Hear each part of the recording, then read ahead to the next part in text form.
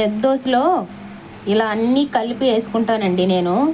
కొంచెం సాల్ట్ కూడా వేసుకుంటా, ఎందుకంటే ఎగ్గులు కావాలి కాబట్టి కొంచెం సాల్ట్, అలాగే ఈ పొడి వేసుకుంటాను. అంటే మామూలుగా అందరూ జస్ట్ కారపొడి పప్పుల పొడి వేసుకొని చేసుకుంటారు కదా కారం దోశ.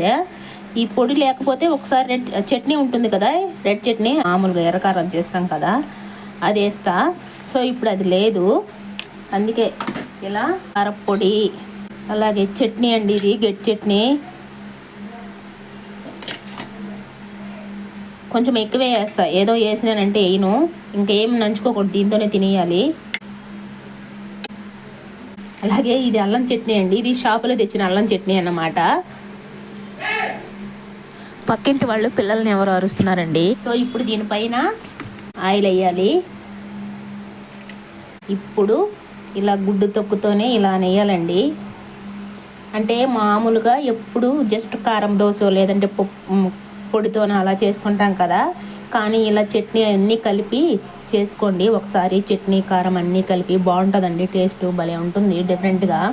నేనేదో వీడియో కోసం చేసానేమో, ఎక్స్పెరిమెంట్ అనుకుంటారేమో, కాదండి, నేను మామూలుగా అప్పుడప్పుడు ఇలా చేసుకుంటుంటాను, చట్నీ అవన్నీ కలిపేసి కూడా. ఒక్కొక్కసారి ఓన్లీ కారం దోశ చేసుకుంటా, ఒక్కొక్కసారి ఇలా చట్నీ కారము అన్నీ కలిపేసి కూడా చేస్తాను. ఇప్పుడు దీన్ని మంచిగా కాల్చాలి, బాగా కాలనివ్వాలండి. ఒక సైడ్ కాలినా చాలు.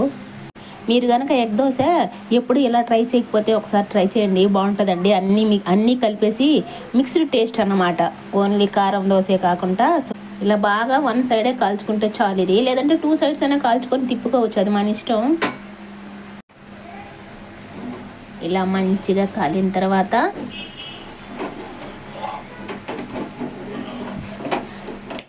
ఇలా ఫోన్ పట్టుకొని తిప్పాలంటే, చూసారా, నేనైతే మామూలుగా తిప్పనండి, అలాగే వన్ సైడే కాల్చి వేసేసుకుంటాను. ఇప్పుడు మీకోసమని మీకు చూపిద్దామని తిప్పాను, ఎందుకంటే అవతల సైడు ఎక్కువ కాలకూడదు, ఎందుకంటే చట్నీ అవన్నీ ఉన్నాయి కదా. సో అటు సైడు ఎక్కువ కాల్చుకోకూడదు అనమాట, కొంచెం లిక్విడ్గా, కొంచెం జ్యూసీగా అంటారా, కాలితే ఒక టేస్ట్ మారిపోద్ది, అంటే చట్నీ మాడిపోయి అదొక టేస్ట్ ఉంటుంది అనమాట. సో అలా కాకుండా వన్ సైడే, ఇదిగోండి ఇంతేనండి, ఎక్కువ కాలనేకూడదు. చూసారా, వావ్,